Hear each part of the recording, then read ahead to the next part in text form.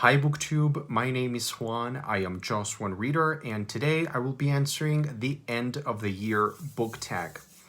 This great little fun tag was created some years ago by the lovely Ariel Bisset, and I think I have done it previously. I think I did it last year at least.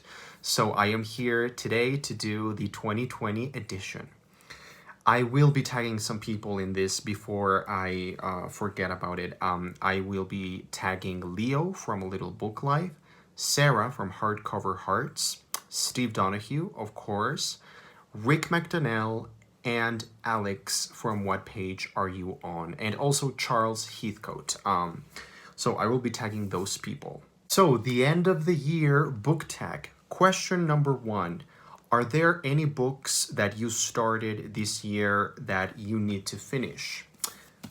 David Copperfield by Charles Dickens. I started reading this chunkster of a book maybe 3-4 months ago or something. I don't really remember when I started reading it. I started reading it and I immediately fell in love with the writing style and with the authorial voice and the characters, the style, the atmosphere, the story, everything is lovely. However, there is something about this book that I hesitate. Whenever I think of, I want to pick it up again and I want to go back to the story, there's something that makes me hesitate and I just keep putting it off. So I would love to say that I will be finishing David Copperfield before the year is over, but I don't think it's likely that I will. I mean, I've been reading this book on and off, quite on and off for like 4 months at least, and I'm only halfway through. So I don't think there's a realistic chance that I will finish this, but I would love to think that there's some hope. Question number 2 is, do you have an autumnal book to transition into the end of the year? And the answer is Burial Rites by Hannah Kent. I don't know if I will be reading this right away, but it certainly is a book that I am very interested in reading. It's a book that has been on my TBR for many years, and for some reason I just keep putting it off and I never actually read it. So maybe this is the year when I actually pick this up. It's a very popular book. It sounds really appealing, and it has a very, from what I hear, it has a very particular atmosphere that feels very wintry, very cold, and very sort of somber and wintry. So I would really love to say or believe that this is the year in which I read this book. Question number 3. Is there a new release that you're still waiting for? And yes, there are some new releases that I have pre-ordered and that are on their way, but they haven't arrived yet. So as soon as they arrive on my doorstep, I really want to start reading them. One of them is The Ichabod by J.K. Rowling. I am very excited to see what that is about. There's also a nonfiction book by Michael Riedel. Michael Riedel is the author of the book Razzle Dazzle, The Battle for Broadway, which is my favorite nonfiction book of the year thus far. And he wrote another book which is also about Broadway, but it's about the success of Broadway. And I think the title is Singular Sensation, which is a line taken from a chorus line. One singular sensation.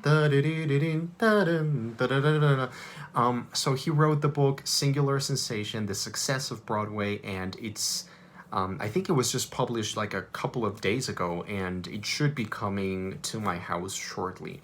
And the third new release that I'm eagerly anticipating is a collection of stories that was posthumously, is that the word? Is that the pronunciation? Posthumously published by one of my favorite authors who passed away during the pandemic. He didn't die of COVID. He died of cancer, but he passed away this summer. Carlos Ruiz Zafón, the beloved author of The Shadow of the Wind.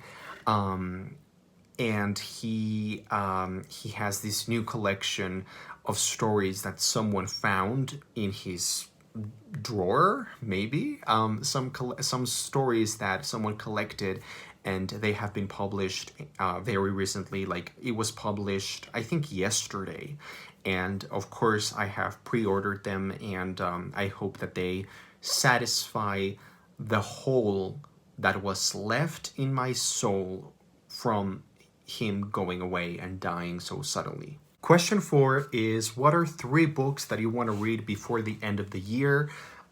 So the book that I am currently reading right now, and I think I will be done with it either tonight or maybe tomorrow, that is Royal Assassin by Robin Hobb. I've been reading this book for most of November, and it's taken some time for me to get there, to get through it, but it's so lovely. I love this series. I love these characters. I love the atmosphere and the writing style that Robin Hobb has in this particular series, so I really want to finish this before the year is out. Another one is Piranesi by Susanna Clarke, another very recently published book that I cannot wait to read. I think I will read that as soon as I finish Royal Assassin. And then the other big chunkster that I desperately need to read is Troubled Blood, the 5th Cormoran Strike novel, which is a series by J.K. Rowling, and I really want to read this for many different reasons. A, people say that it's the best in the series. People say that it's absolutely mind-blowingly great, and that it's very atmospheric and just great, that it's very immersive.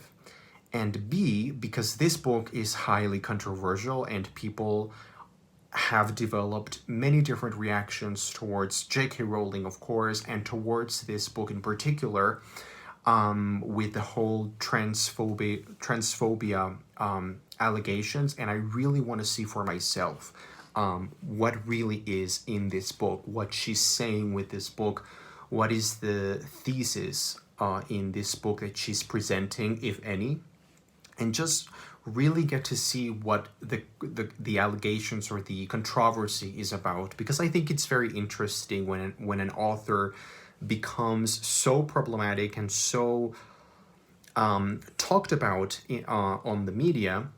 I think it's important to go and actually see for ourselves and think critically. So I really want to read this before the year is over.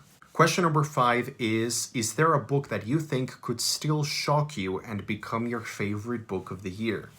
So this is another book that I want to read before the end of the year comes, but I didn't want to spoil it with the previous question. So Mordu by Alex Feby, which is a book that has received great praise, and it just sounds like something that could be absolutely perfect for me, or just very disappointing. I really hope it's the former instead of the latter. Mordu is a chunkster, but it's also, it seems like it's pretty readable. The writing, from what I can see, from what I've been able to read, seems pretty accessible, but really beautiful and really appealing. And the premise is essentially, it's a fantasy novel. It's about a city that is built on top of God's rotten corpse. God, I mean, in the inside flap, it says, "God is dead, his corpse hidden in the catacombs beneath Mordu." And it's about this young boy, and it's kind of a coming-of-age story, but with a somber twist. And I really think that this book, if it's done right, it could really, really, really become, if not my favorite book of the year, because I sort of already know what my favorite book of the year is going to be, probably, but this could be a great contender, if not for the number 1 spot, for the number 2 or 3 or 4 or 5. And finally, question number 6 is, have you already started making reading plans for 2021?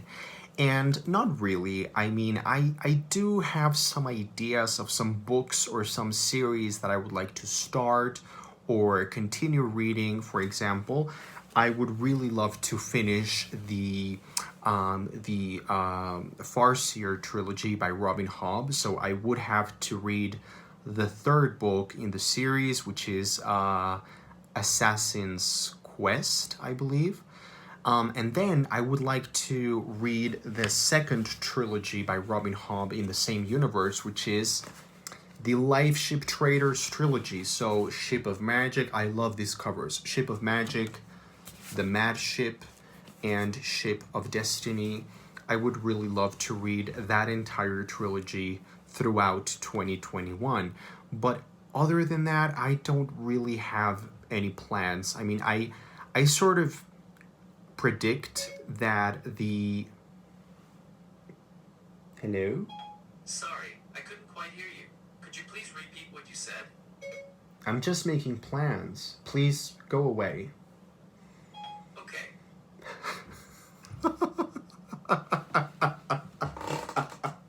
Anyway, I completely lost track of what I was saying, but I am predicting that the pandemic situation will last for quite a few more months, if not the entire year of 2021. I hope not. But I do think that I will still be able to stay home and have a lot of free time just as I've had in 2020. So I am predicting that 2021 will also be a very productive reading year, and that's really the only thing that I feel comfortable enough predicting for 2021. You know what I mean? So I really hope that I can read all of these books and more, and probably finish David Copperfield in 2021 as well. Anyway, that's my my take on the end of the year book tag. I look forward to your comments, and if you decide to answer this tag yourself, please leave the link so that I can go and check out your video or your answers. You can just answer in your comments. Thanks so much for watching. I am Just One Reader, and I will see you on the next video.